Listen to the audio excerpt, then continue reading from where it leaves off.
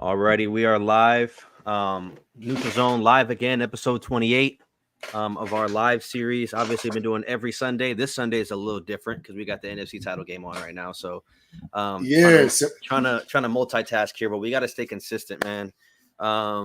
Obviously, this is a college football podcast, so that takes precedence. But we both have the game on. This motherfucker just making shit up. That don't take no damn precedence. It does take precedence. We both have the game on, so if we're looking damn, they just stopped them again. Whatever. That's why we're about to get the ball back. We're looking at the game while we kind of do this. But what's up, Dad? How's your day? Looking forward to talking about the receivers of our era. So, I mean, how you doing today, man? Before we kind of get that list was, I think, out of all the lists, I think receivers were the hardest. Yeah, it was really hard to get down to that many receivers because there's so many good receivers. And let me say this. I probably looked at 100 receivers that easily could have been on, and I'm exaggerating a little bit, but I looked at a number of receivers that could have been and I know you said your list took a long time. Bro, it took me probably, so I started my list on Monday. Okay. But like I just compiled a list of names. So I kind of have the same for the quarterbacks and running backs, the way I do it, I just make a list of people that I kind of remember of me being in tune with. Mm-hmm. The quarterback list, I maybe had 11 or 12, so it was a lot easier. And then I missed a few guys, so I put it in. We including tight ends too? No, just receivers. I did not. Damn, I was about to say I didn't include tight ends. Just receivers. But for the running back, same thing. I had like 15 to 20 names. In the wide receivers list, I think I had 36 names to pull from, but I still missed like another 5 or 6 that I had to kind of figure out.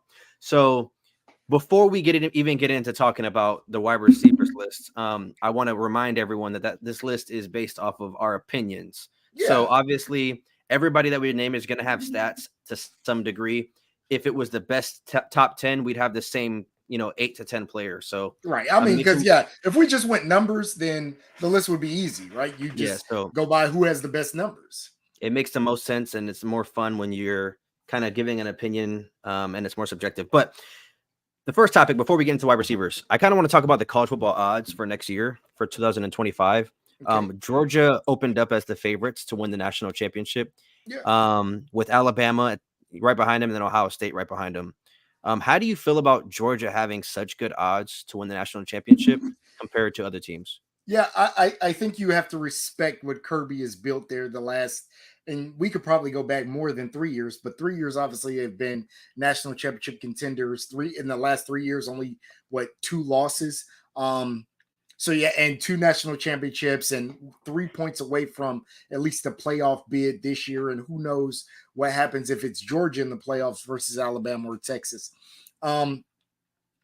So I'm not mad at it. I said this the last 2 years in a row that I was down on Georgia, and mid this year I said, hey, I got to give them guys their respect.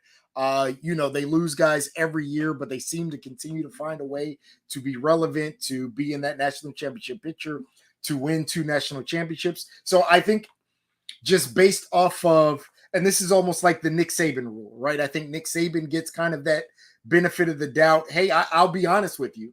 I know they're bringing back Carson Beck. I can probably name a couple other players on the team. I don't know especially on offense, I don't know a big group of people that Georgia's bringing back, but I give Kirby Smart the benefit of the doubt. I am sure that Bulldogs defense is going to be good next year. I'm sure they're going to find a way to be, if not undefeated, 11-1. So I'm okay with giving them the benefit of the doubt at this point. I'm more surprised by Alabama. Me too. Edgar, everybody's probably watching the NFC title game. That's probably where everybody's at right now. Yeah. But I agree. Alabama at 2 is kind of crazy, and this was updated on the 23rd. So I kind of wanted to make sure that I didn't pull from something that it was pre-Nick Saban pre-Nick Saban retiring. Man, you try to do my boy dirty. So I just think them at 2 is kind of crazy. I think Ohio State should be above them. I think Texas should be above them. More surprising though, LSU has the 7th best odds to win the national championship.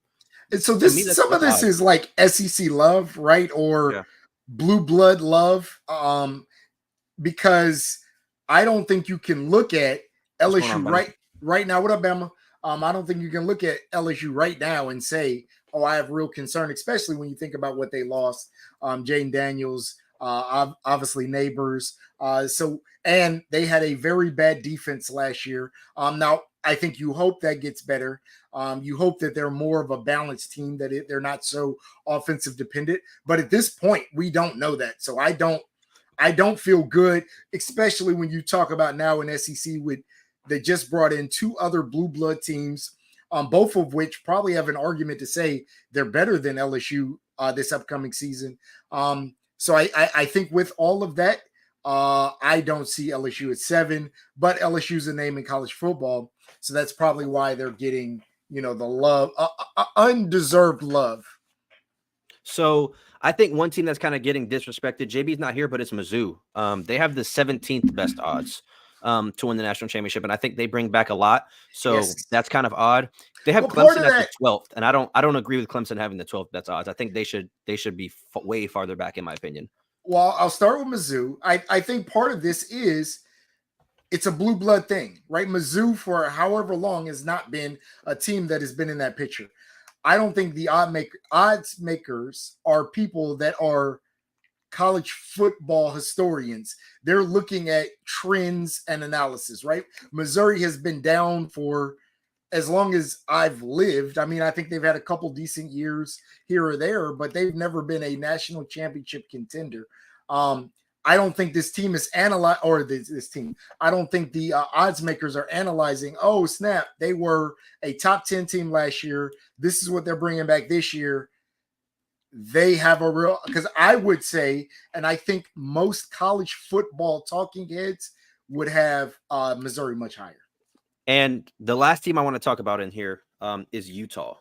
They have the 21st best odds to win the national championship. I think that is very disrespectful. I know we talked about this team, in my opinion, being the most disrespected team in college football. Wait a second. I want to talk about Guinea Pig's list really quick.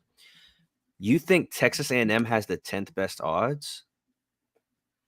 Texas A&M, I feel like with them, there's so much turnover. They have the 13th best odds. So, I mean, you're not terribly off compared to what they think. But I just feel like with Texas A&M, man, I was so high on them this year, and I was so kind of optimistic about this program that I've kind of I'm off. I'm done with them. I mean, at this point, I would tell you, Guinea Pig off and the Tennessee top as well is kind of crazy. Off the top, yeah, I think you're missing Penn State, and all that they're bringing back. I would have them I would have them definitely over Tennessee, USC, and Texas A&M. Penn State is bringing back a good portion of that offense, and also not only bringing back, but they've added to that offense. When you remember, they bringing Julian Fleming over from Ohio State. So yeah, I would have Penn State probably higher. The rest of it, I mean, another team that he didn't name is Michigan. Michigan is not on this top 10. I don't think I'd have Michigan in my top 10. But I would have Michigan over USC and Texas. Where's Michigan on the list? Michigan is number 5. Okay, yeah, I wouldn't have Michigan. So here, I'll name Michigan. I'll name the top 10. I'll name the top 10. Okay, go ahead. So it's Georgia, plus 400, Alabama plus 600, Ohio State plus 800, Texas plus 850, Michigan 1,000, Oregon 1,200, LSU 1,400, Ole Miss 1,600, Florida State 1,800, Penn State 2,200. Okay. So pretty much decided by 200 as you go down, but Michigan is 5th. Yeah, I would move. Michigan's losing like 18 out of 22 starters. They obviously are keeping some continuality, keeping more there as the head coach, but you lost your head coach. I think this Michigan team is I think they were built for last year. And I think that they're not a super, now they are very good at identifying who they are and the players that fit their scheme, but they're not a super great recruiting team where they can just refresh. This team had to be built, and they had to be built from the ground up, and it took 3-4 years for them to be a true championship contender. I don't think they're just a team that replenishes like some of these other programs. I think it may take them a little bit to rebuild. So, Guinea Pig, just to kind of talk about your comments. So you said, I just could never see Penn State getting out from where they are. This isn't a ranking of top 10 teams. Or top teams. It's who I think capable of winning it. Now, the problem with that is the reason why, in my opinion, just like you, guinea pig, I could never see them getting over that hump is because they played the 2 top dogs in the Big Ten. But I'm and they going to were in say, that division. I going into next year, and this is me, and maybe there's some hate in this, but I said last year I thought Penn State was going to lose to Michigan. Right now, if I'm picking that game, I got Penn State beating Michigan. Who does Penn State? I don't know off the top of my head who they play. I think we said that we just did their preview. I mean their recap video. Penn State. We didn't do Penn State's. We did Michigan's. We No, never did Penn State's recap. Oh, maybe we talked about Penn State during Michigan's. Yeah, no. We talked about it during the alignment. So you know about the Big Oh 10? yeah. Yesterday's video. So they play USC, Ohio State, Washington. Yeah, and you said that yesterday. You were saying how you think the only game they'd be underdogs in is the Ohio State game, which I agree with.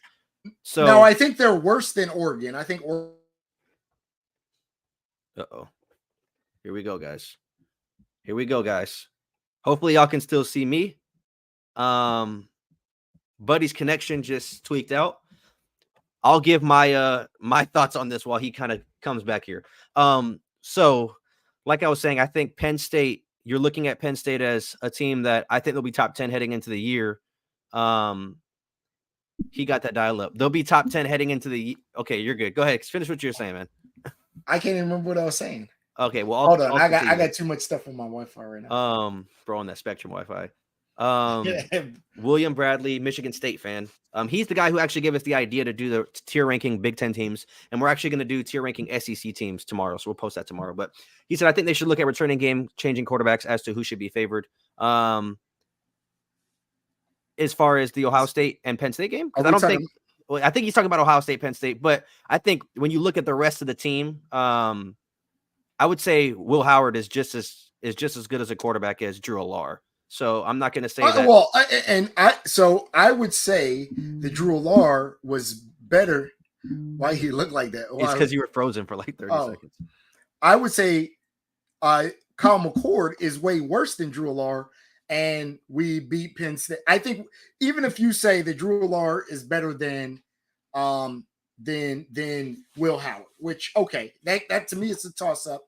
I think we're better at every other position. I think we have better receivers. Again, their number one receiver is probably going to be Julian Fleming. Julian Fleming at Ohio State. And I'm not trying to disrespect him. He was number 3 or 4. Yeah, he was number 3 or 4. And I think the 2 receivers behind him probably would have caught him this year. I think Tate and Ennis both would have caught him this year and probably had more playing time than him. And that's probably going to be Penn State's number 1. Penn State probably would have had an argument at running back with Allen and Singleton, but we're bringing back Henderson, and then we bring in Judkins. So I think we have 2 better running backs. So the only place you can really say they might be better is Drew Allar, but I think we're better at every other position. Will should be better than Drew. I mean, like I said, if somebody told me that Drew Allar is better than Will Howard, I wouldn't fight that. I think I would fight anybody telling me that Penn State is better at any other position group than Ohio State. Speaking of receivers, we're going to go ahead and get into our top 10 receivers of each of our eras.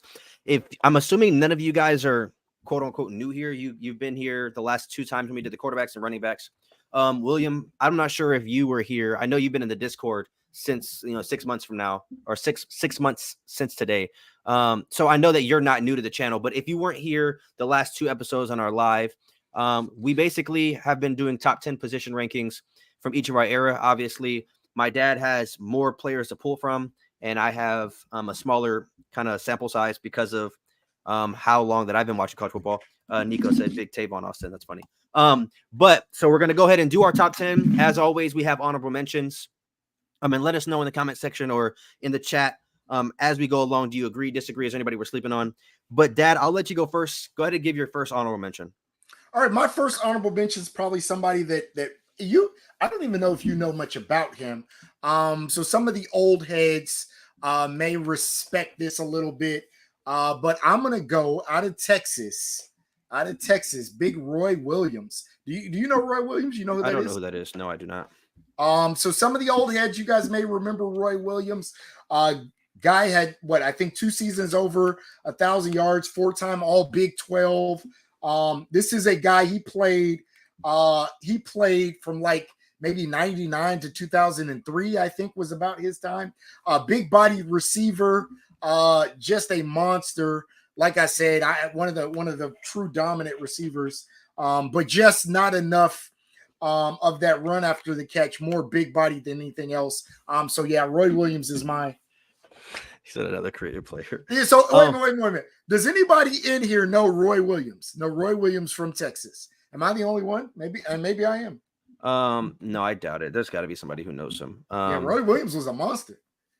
My first honorable mention. Okay, before I give my first honorable mention, though, before I do got a caveat. I do, because people are probably gonna be on me about this one. It's your list.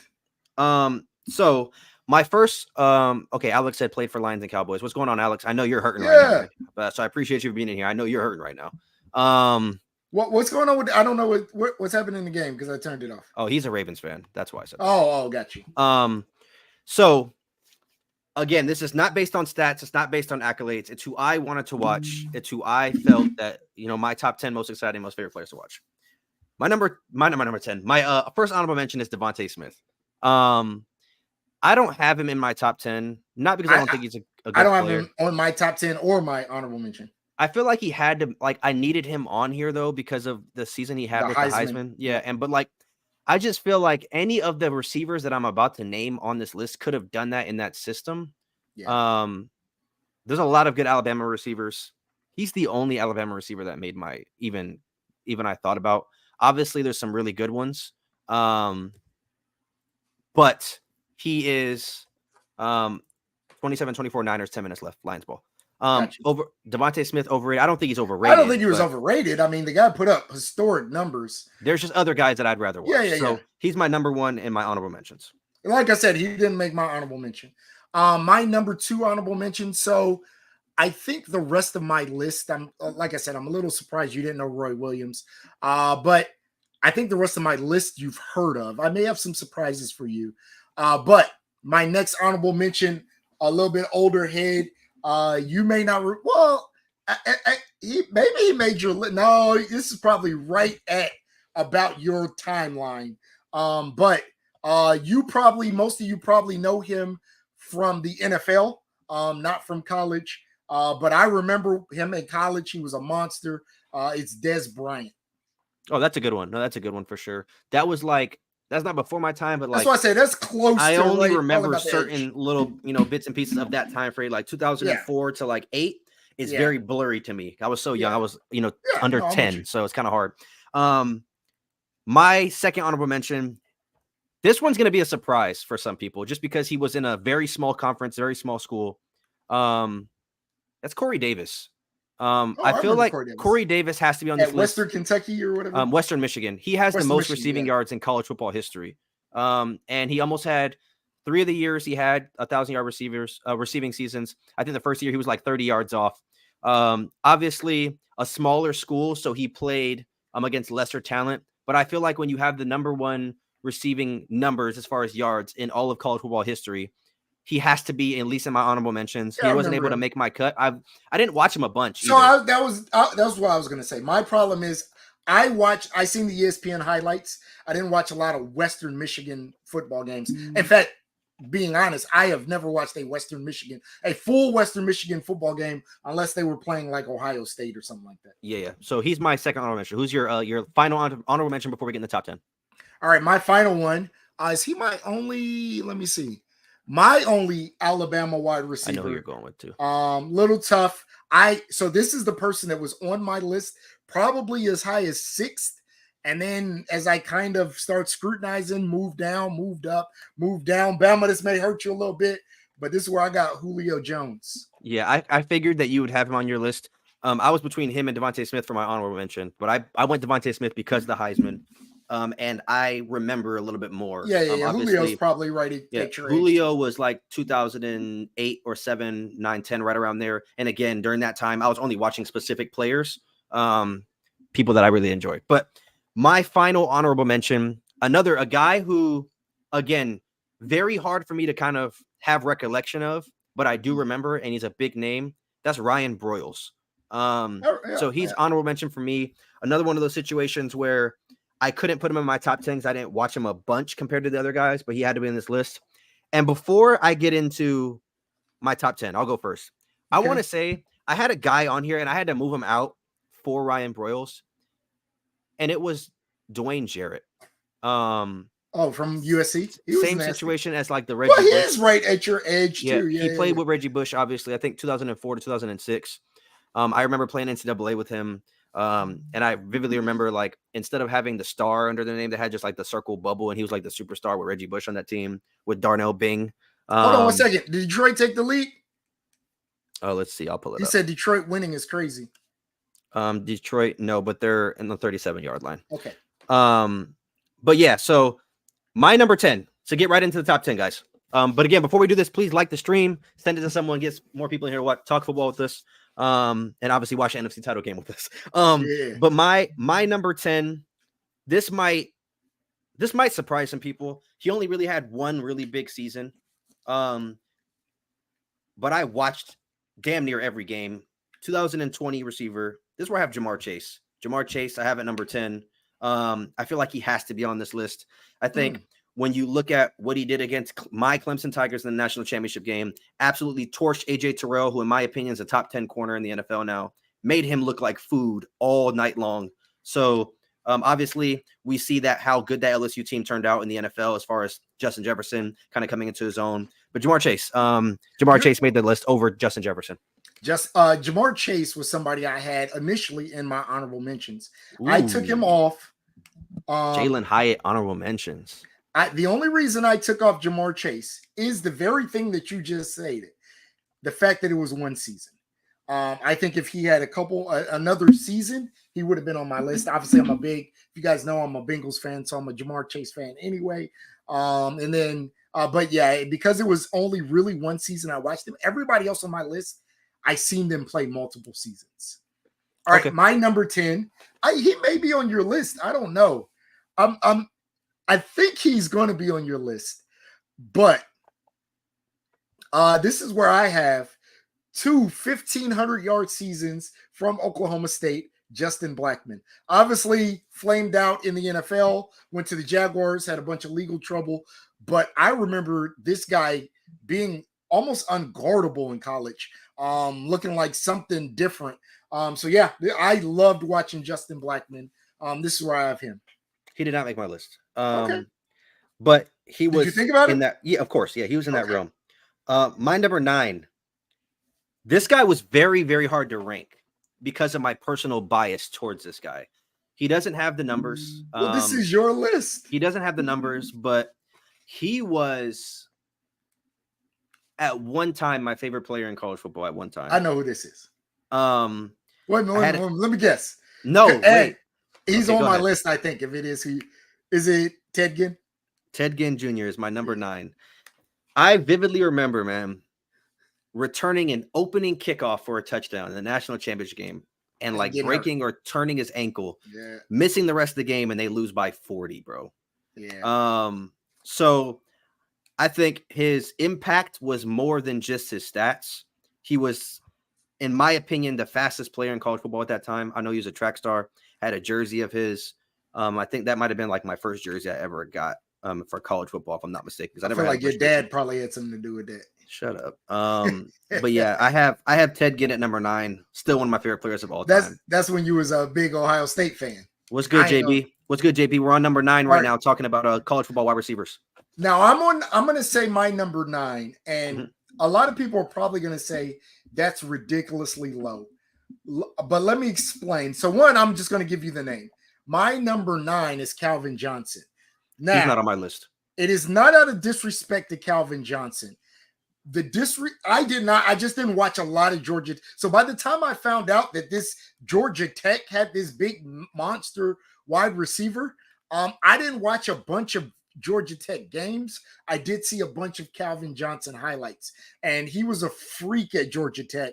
I remember thinking that I wanted the Bengals to draft him because I thought he was a freak. And so yeah, but like I said, I probably would have had him way higher. I just didn't watch a lot of Georgia Tech games. Yeah, I mean, it was hard for me as well because that was right in that time period. And again, like there were really big names in college football. Obviously, he played for Georgia Tech, a triple option school. So he didn't play for a school that was airing it out. Obviously, he was still putting up numbers, but there was a lot of other guys who were a little bit more flashy, and that's who I kind of gravitated towards. So he's not on my list. But my number 8, you're going to like this name a lot. I think a lot of the people in the comment section are not going to like this name. But at the end of the day, this guy was a demon in college. And there was a plethora of receivers from this school that I could have chose from, and I didn't realize it until I chose this name. That's Stedman Bailey. Okay. Number 8 on my list. Obviously had that. I didn't even think about him. I'm pretty sure he was the one who had that situation where he got like an accident where he got shot or something, right? Yeah. Okay, yeah. So West Virginia, obviously, but 1,200 yards, 12 touchdowns, 1,600 yards, 25 touchdowns. His junior year, obviously, you didn't go with Slayton though. No, he's a running back. Oh, that's right. I mean, I know who I'm thinking about. Obviously, Stedman Bailey, smaller wide receiver, 5'10", $190, so not a big guy, but super fast, shifty. Obviously, in the ACC when West Virginia was there at one point. So really good receiver in college.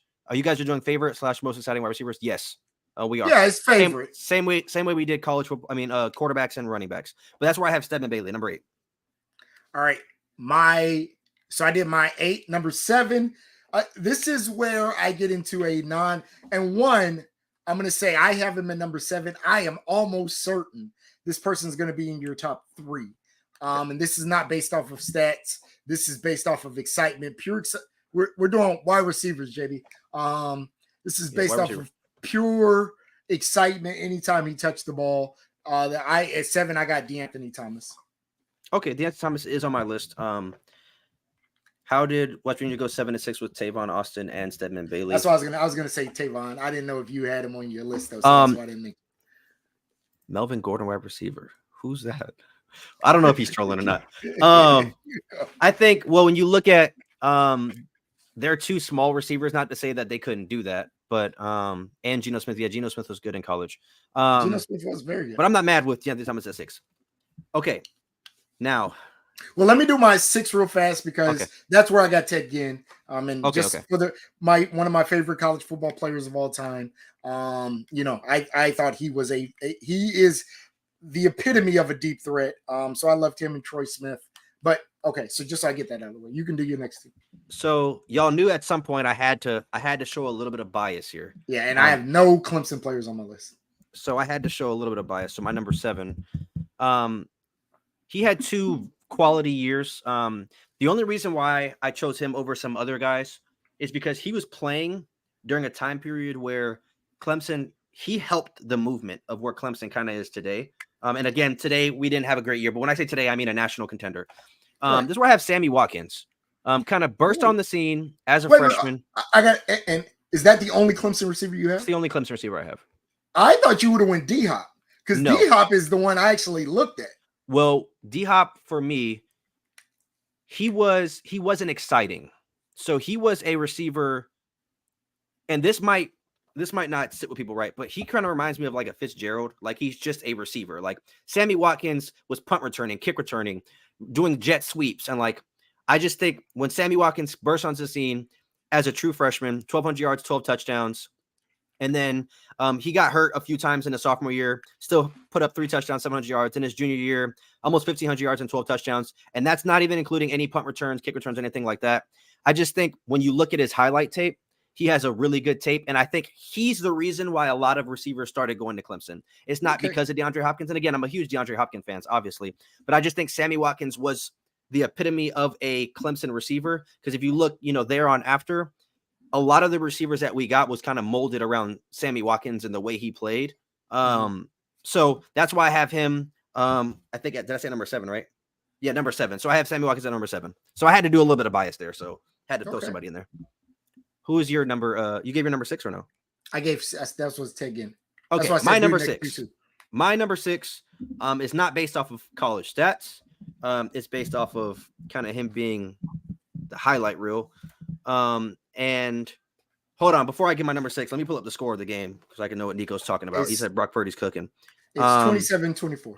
Oh yeah, not about to win. They're on the goal line. Nico, how did that is how crazy. did they get the ball back? That don't make no sense. How did the Lions not score? They just blew a 17-point lead in the third quarter to lose a game. How much time's left? 3 minutes, but they're on the 2-yard line on first and goal. They're about to go up 10 at least, unless they kick a field goal. But nonetheless, back to the list, guys. Sorry about that. This has nothing to do with stats again. And really, I'm surprised that they have him listed as a running back. You gave him on your list. This is why I have D'Anthony Thomas. Again, pure excitement to me. He doesn't have the crazy stats. But when you just watch him, he was the fastest guy in college football, and it wasn't close. Everybody knew he was the fastest guy. Again, he was kind of around that mold of putting Oregon above the top, where everybody wanted to watch him play. Another guy, kick returning, punt returning. So his freshman year, 1,200 yards, 16 touchdowns, total scrimmage. Another 1,200 yards, 16 touchdowns total. So he ended up with 40 total touchdowns. Niners scored, yes, they're in. But yeah, that's who I'm at number 6. So who's your number 5, Dad?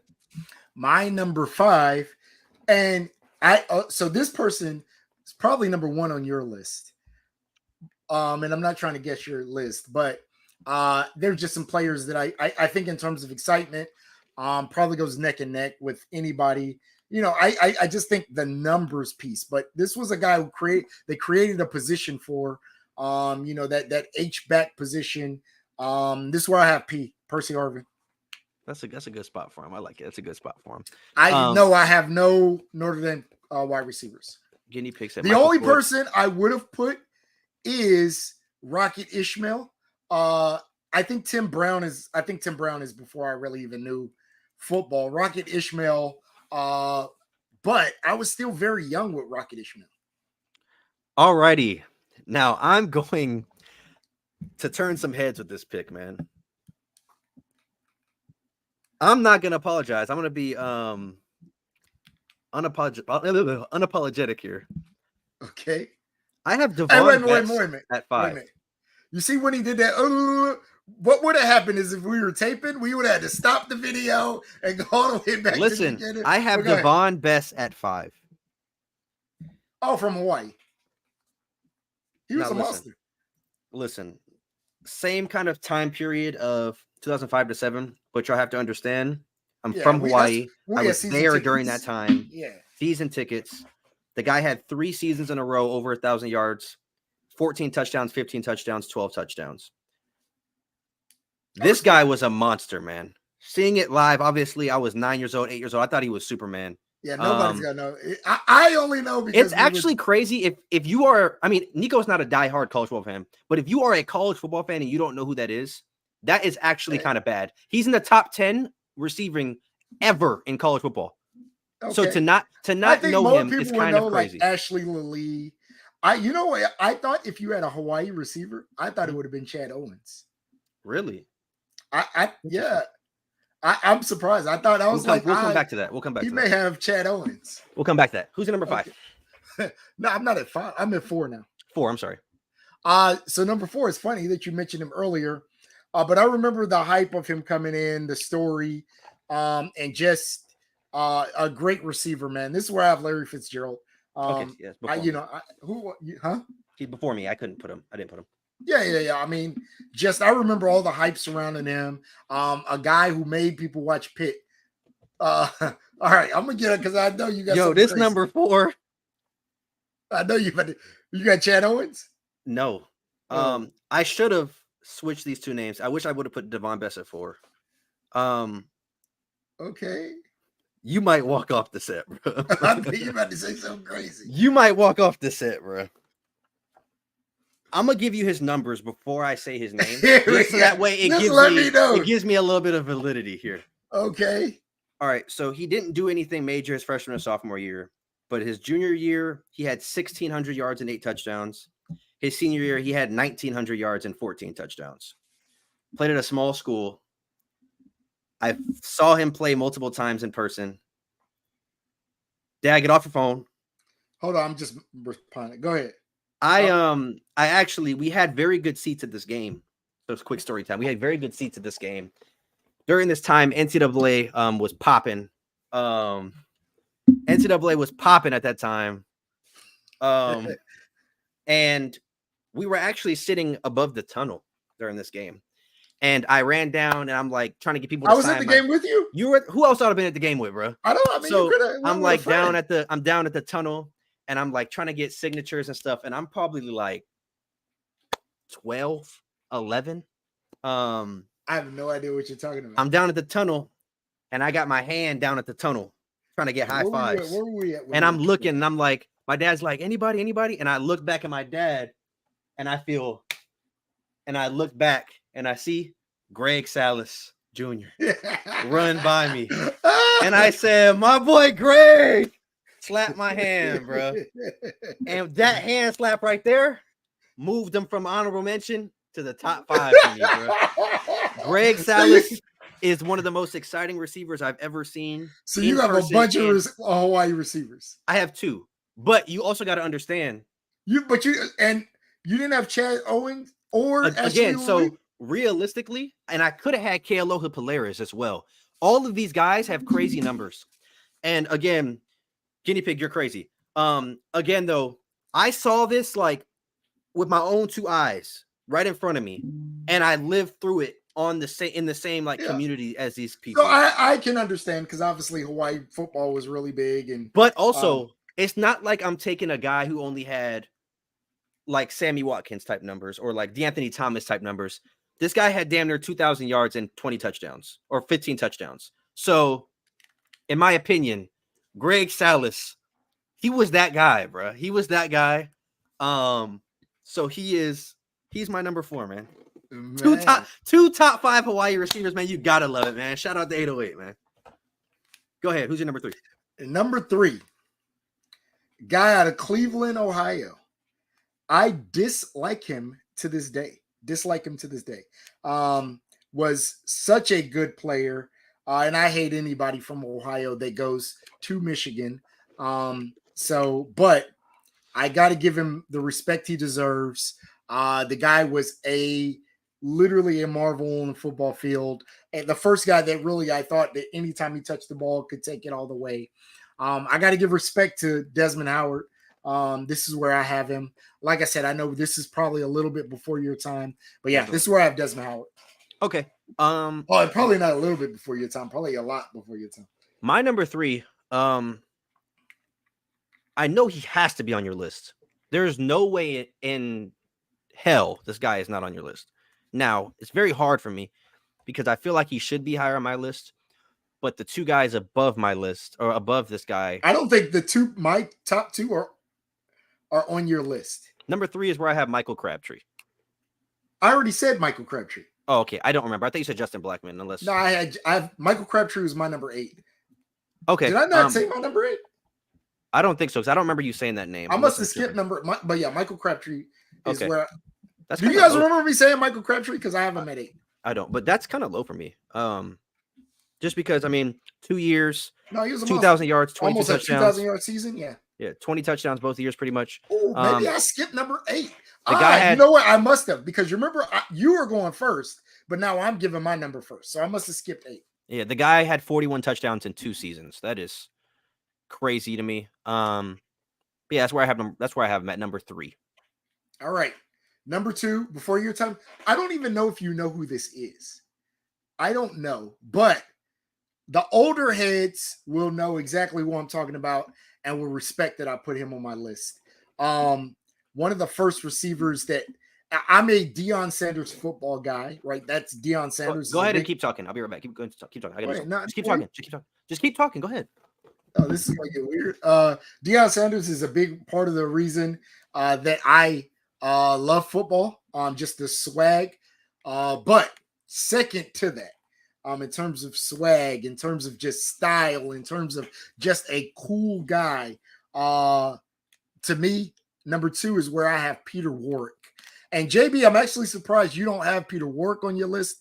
I know your list seems to be very much players that, Missouri but Peter Warrick was a monster. So yeah, number 2, I have Peter Warrick. Okay. My number 2, another guy who is about to get weird. Why is it about to get weird? Because you started laughing first and then. No. Another guy who Okay. has to be on the list. Anybody who kind of grew up with me, obviously, or in my time frame, Oh, I know knows who this is. knows this guy has to be on here. And that's Tavon Austin. The best highlight tape in the history of highlight tapes, in my opinion. Obviously had good numbers as well. But yeah, this is where I have Tavon Austin at my number 2. All right, my number 1. Mhm. I remember when I heard about this kid. I remember, this is how much I remember about him. I remember he got kicked off of Florida State. I remember he got kicked off of Florida State. And they went to interview Bobby Bowden, who was the coach at the time. And Bobby Bowden said, that is the best player I've ever seen. Obviously, if you guys know who I'm talking about, goes to a small school and literally almost wins the Heisman from a small school. Had me tuning into. You left? Am I here by myself? Hello? Did he? Am I here by myself? What happened? Can you guys still see me? Where did Steven go? Hey, am I frozen? What happened? Oh my goodness, I didn't know what you were doing. I'm like, what are you? I'm like, why am I by myself? Can you hear me? Say something. I can hear you. I can hear you loud and clear, baby. Oh, my number 1 is Randy Moss. Okay. We're talking about the legend, man. Listen, we're talking about a guy. Shout out to D Mills. We're talking about a guy who completely changed my outlook on college football, man. Yeah, you literally. I was like, I don't know if he lost connection. I didn't know what was going on. I honestly, Percy Harvin, man. Those of you guys who don't know, I'm a Vikings fan because of Percy Harvin. I really like football because of Percy Harvin. And that's probably the reason why I'm so big into college football is because of him. Realistically. Edgar said he about to get emotional. I am, man. I am. Where is the GOAT, man? Percy Harvin's the GOAT. Sucks that he had such a short career in the NFL. I think you had it had to be close. I know Percy Harvin was the first signed jersey you had, but it wasn't that one though. It was the Florida one. I still got it actually. No, I'm not that old, JB. But you still have it? Of course. I would never get rid of that. But yeah, so I think you may have had that before the Ted. I'm gonna have a crew bury me with it. Bro, you're wilding right now. You're doing too much. That's the GOAT, man. Hey. You're gonna have crew bury you with a kid's jersey. I got a signed Florida one. I got 2 signed Vikings ones. But so the Florida one is the only one you got signed in person. Correct. Okay. Yeah, I got that one signed in person. Still remember that day like it was yesterday, man. Bro, what is wrong with you, man? You really are getting emotional. That's the GOAT right there, man. Harvin jersey giveaway. Yeah, you're tripping, bro. Unless you plan on giving it to me. Wait a minute. Okay. Tell me you have how many Percy Harvin signed jerseys? 3. Okay, so Florida one, Minnesota one. What's the other one? Another Minnesota one. Oh, 2 Minnesota. Okay. 2 Minnesota ones, and then I have a Florida one. Wait a minute. Guinea pig, what's the score? They're down 3. They're only down 3 and they got the ball? Oh, I thought it said 3. Okay, with 50 seconds left, where are they at? They are. It doesn't say. That's the 35, I think. That's the 35. But yeah, 31-34. Yeah, if you're ahead, Guinea, don't say nothing. That's what he said. But yeah, GOAT of my time period. I wouldn't say he's the GOAT. He's my GOAT. I'll put it that way. He's my GOAT. Good game. He's probably trolling. I was very excited to do this this list because it was so many names to name. I'm also very You said you were going to come back to Chad Owens. I'm surprised you did not have Greg Salas. I was gotcha. Yeah. This is college football. NFL's not allowed. Personal foul on the host. Oh, you're talking about because we're talking about the NFC title game. Oh, my bad, JB. I'm a football fan, so I like all football. The show just happens to be. Yeah, he's a big rugby fan too. Who is JB? You. What are you talking about? Oh, that's pretty cool. I don't know. I watched that. I watched the little thing on the All Blacks. That's all I know. Yeah, the Niners have the ball. No thanks, Preston. No thanks, Preston. I don't know anything about enemy. Yeah. But that's gonna wrap it up for our top 10 wide receivers list. Next Sunday, what list do you guys want to see? I'm not talking about old linemen. So what? Let us know what position group you want to see. The only thing you could really do, because O linemen wouldn't make sense, tight ends wouldn't make sense. Maybe just defensive players as a whole. I mean, corners. Well, yeah, I mean, so guinea pig. I am sure Notre Dame would have some people on my O line list, but I don't think anybody wants to watch me do an O line list. Yo, Preston is crazy. COC is crazy. What is COC? Clash of Cultures. But he said, "Why is it like that? Why is Oh, Preston's a nut." Tight ends. Guinea pig really just wants to have a Notre Dame kind of hoopla in here. I mean, I think we could do tight ends. Tight ends is hard. That's a boring list. I don't think there's 25 tight ends to pull from. Yeah, I mean we especially in my time frame. I mean, you got some play. I mean, because even if I went Kyle Pitts, there's keep some going. Players. Yeah, he named one. He said Kyle Pitts. He been gone for 2 years. No, I'm saying. I mean, OJ Howard. I think DBs is like DBs, linebackers might be like the only other two position groups we could do. Yeah, but it would be hard. It would definitely be hard. Yeah, tight ends is. I'm not doing O-line. I'm not doing tight ends. Tight ends would be too difficult. Just because I feel like we have this like 7 of the same 10. Jeremy Maclin was a beast in Philly. Jeremy Maclin was nice though. He was nice. He was good at Kansas City. Yeah. I forgot about him actually. That's actually crazy. He wouldn't have made my list, but you know who's another name that I had on my list that I bumped down? Because when I actually went and looked, I was like, I can't really have him on here. That was Corey Coleman. Oh, yeah. For Baylor? Yeah, he had a crazy season.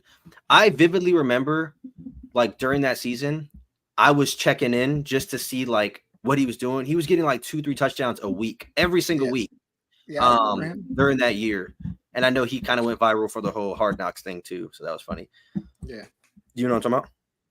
No, you don't even know what I'm talking about. So that's crazy. Y'all see this, bro? He just, like he don't even know what I'm talking about. But when I refresh his memory, he's gonna be like, yeah, you don't remember the episode of Hard Knocks where he went into the office and was like, if y'all don't want me here, just trade me. You don't remember that? No. What? Okay. Well, what season was this? What team was he on? Like 3 or 4 years ago. It was when he was at the Browns, and he was like, he wasn't getting starting reps. But they had just chosen him like the first round or second round. And then he was like, if y'all don't want me here, then just trade me. I do. Yes. I remember that. That was, because that was the year Baker Mayfield bought the trailer and all the quarterbacks went to the trailer. I remember that year. Okay. I had to think about the year. I had to think about. So you didn't even think about it. You just agreed. Oh, yeah. Man, trying to get up out of here. Y'all see how he does me? He tried to just get up out of here, bro. That's crazy, man. I was just saying, that wasn't an agreement or disagreement. I was saying, yeah. So maybe next week, instead of continue along with our top 10 kind of live series thing we've been doing, I think we should tier rank something. Kind of how the video we did yesterday was the tier ranking the Big Ten. San Francisco won. Game's over. We should tier rank. What could we tier rank on live? I'm trying to think. Well, why don't we do a conference? I mean, if we're doing the SEC, because you already said that. Or why don't we just tier rank college football programs in general? In terms of what historically in our lifetime? Yeah, or like, yeah, like that would best be fun. teams or best program? I mean, like best program, I guess. That would be pretty fun. Overall, okay. Yeah, that would be fun. We could do that instead of doing a top 10. We'll just tier rank, and then they can top 10 programs in our lifetime. No, not top 10. No. Tier rank. Remember how yesterday we did the video of the Big Ten? Rank. So we're just gonna have all the programs on there, and we're just going to tier. Oh rank. Yeah, we can't because there's 133 programs. I'm sure that I can find a tier ranking that only has like 50 or 60. And if we're doing an entire episode, it'll probably take us like 45 minutes, anyways. All right. And just kind of talking about it. Should we do tier ranking the program or tier ranking based on like this upcoming year though? Because I feel like this upcoming year will be a little bit more interesting. Well, let's do this upcoming year then. All right, sounds good. But just full college programs this upcoming year. Yeah, so or we could do Power 5 conference. Yeah, I think it might be hard to do Power 5. It might be hard to do Power 5 because of the realignment that just happened. I may not be able to find a tier list of like literally just right now. What time period heading into this year? So that's what we'll do. Let's answer this question really quick before we get out of here. Dad, who do you got? Chiefs or Niners in the Super Bowl? I know it's college football podcast, but who do you got? Off the top of my head, I'm going to go Niners. It's hard to bet against, obviously, Patrick Mahomes getting back. Andy Reid has, they've been there a number of times. I just think they don't have the same level of weapons as the 49ers, especially on the outside. I know Rice has come on, Scantling, but yeah, when you talk about Debo, Ayuk, what? What is wrong with this guy?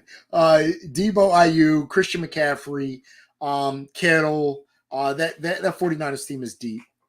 Yeah, I hope the Niners win, but I mean, I think the Chiefs are probably going to get it done. But obviously, next Sunday we won't have to worry about combating with a game. Yeah, the next Sunday after that, we are not doing a show in the middle of the Super Bowl. Yeah, what we'll probably do is, I don't know. Maybe we do it early, but I'm not. What time is the Super Bowl? The Super Bowl is at like 2:00 or something, my time. So it wouldn't even conflict. The Super Bowl is at 3:30. We'll probably push the show back like an hour and a half. We'll do like 10:30 Eastern or something, so that way it doesn't conflict with the Super Bowl. But thank you guys. We can do it. I'm fine if we just do it. Let's say right after the Super Bowl. Yeah. But thank you guys so much for sticking around with us. Obviously, talking about wide receivers of our generation. Next week, we're going to tier rank all of the college football teams heading into next year, so that's going to be really fun. It's the Super Bowl. New Year's 6. He's being funny, like a New Year's 6 bowl. The Super Bowl is in 2 weeks. The Pro Bowl is next week, bro. But yeah, so next week, same regular scheduled live show, 9 Eastern. So please show up for that. Guinea Pig and JB, y'all don't mess with the NFL at all? Like y'all don't. I told you when I went in the Discord and asked them if they want us to cover NFL at all while the college football season's done. Everybody was like, "No, I don't want to watch. I don't want to talk about it. We're not going to tune in." I respect it. Which is fine. Get off NFL. Yeah. So, but again, next week we're going to be tier ranking all the programs. So we'll hope to see you back. Jesse hasn't talked in here the whole time, but hopefully we see you back. He is a Panthers fan actually. I do remember him saying that because he lives in North Carolina. JB, Guinea Pig, Preston. Hopefully we see you again to talk about anime. Loser. Look at that chinny chin chin. What are you talking about? Are you talking about yellow hairs? He's probably talking about me. Mad because he can finally grow a beard after being in the military for 10 years. But we will see you guys either tomorrow if you guys show up to the video tomorrow, or we'll see you guys next week when we tier rank the programs. Thank you guys so much.